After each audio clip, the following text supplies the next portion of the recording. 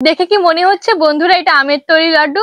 মনে হচ্ছে যেন আমের মোরব্বা, কিন্তু না, এটা আমেরই লাড্ডু। আজকের রেসিপিটি কিন্তু ঝটপট হবে। আকাশে প্রচুর মেঘ, তাই ভাবলাম কাঁচা আমের আচার তো অনেক খেয়েছি, আজ আমের লাড্ডু তৈরি করি। তো চলুন প্রথমে আমগুলো কেটে নিই। আমের লাড্ডু করার জন্য আমি 3টি আম নিয়েছি।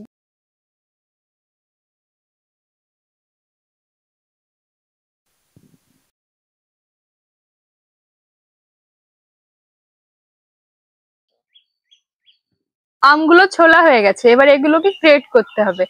আপনারা বটির সাহায্যে এটাকে কুচি কুচি করতে পারেন, আর গ্রেটারের সাহায্যেও করতে পারেন। আপনাদের যদি কাছে গ্রেটার না থাকে তাহলে বটির সাহায্যে করবেন। আমি আপনাদের 2 রকম ভাবেই দেখাবো। আমগুলো ধুয়ে নেব। ভিডিও করতে করতেই বৃষ্টি এসে গেছে। প্রথমে আপনাদের বটি দিয়ে কুচিয়ে দেখাবো। বটি দিয়ে কুচালে কিন্তু একটু পাতলা করে কুচাতে হবে। বড় বড় বৃষ্টির ফোঁটা পড়ছে, এজন্য ঘরে চলে এসেছি। এখান থেকে আপনাদের আমগুলো কুচি করে দেখাবো। বন্ধুরা, বটিতে কিন্তু অনেক সময় লাগছে, এজন্য আমি গ্রেটারের মাধ্যমে আপনাদের কুচি করে দেখাবো। শুনতে পাচ্ছেন তো কিভাবে ভয়ঙ্কর মেঘ ডাকছে?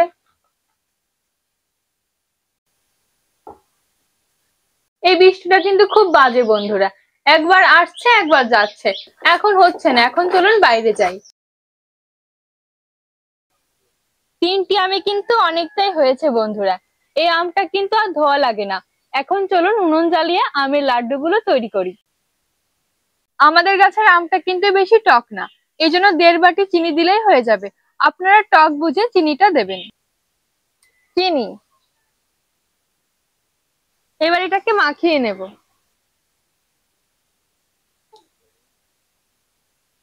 কড়াইটাও গরম হয়ে গেছে আর চিনিটাও গলে গেছে।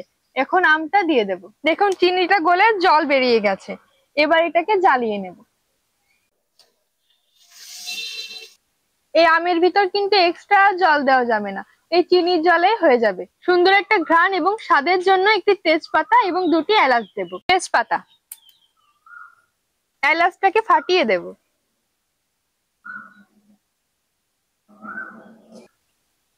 এটা কিন্তু আস্তে আস্তে জাল দিয়ে করতে হবে।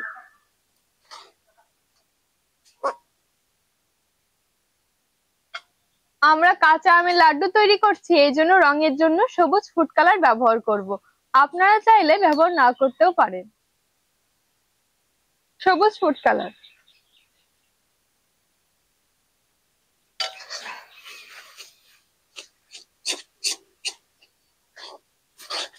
বন্ধুরা, আমটাকে কিন্তু এইভাবে চারিপাশে ছড়িয়ে দিতে হয়, আর খুবই হালকা আছে এটাকে করতে হবে, না হলে পুড়ে যাবে। আমের লাড্ডু করার জন্য এটা প্রস্তুত হয়ে গেছে, এবার নামিয়ে লাড্ডুগুলো তৈরি করে নেব। দেখুন 3টা আম দিয়েছিলাম, কতটুকু হয়ে গেছে। যখন আঠালো আঠালো ভাব আসবে তখন বুঝবেন লাড্ডু বানানোর জন্য এটা প্রস্তুত হয়ে গেছে।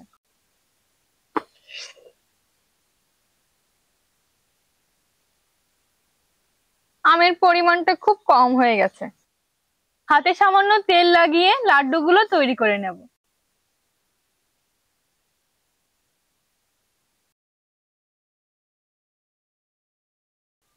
লাড্ডুগুলো তৈরি করতে কিন্তু আমি হাতে তেল লাগিয়ে নিয়েছি, আপনারা চাইলে ঘিও ব্যবহার করতে পারেন।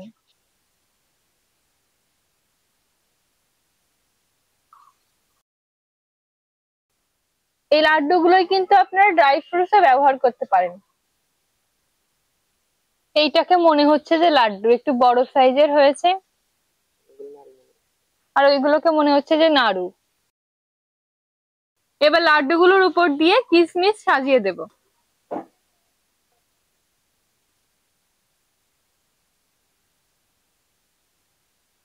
দেখে কি মনে হচ্ছে বন্ধুরা এটা আমের তৈরি লাড্ডু? মনে হচ্ছে যেন আমের মোরব্বা, কিন্তু না, এটা আমেরই লাড্ডু। এখন আপনাদের খেয়ে বলবো কেমন হয়েছে।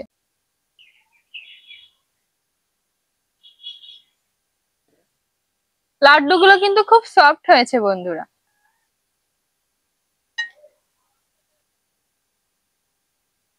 আমের এই লাড্ডুটা কিন্তু অনেক মজা লাগছে। আমরা সবাই মিষ্টি লাড্ডু খাই, কিন্তু আমের এই টক মিষ্টি লাড্ডুটা অনেক বেশি মজা লাগছে। আপনারা কিন্তু সম্পূর্ণ রেসিপিটা দেখে বাড়িতে তৈরি করবেন, অনেক অনেক বেশি মজা লাগবে আপনাদের। ভিডিওটা তো শেষের দিকে, এজন্য যেতে যেতে আপনাদের একটা ছোট্ট করে গান শোনাই।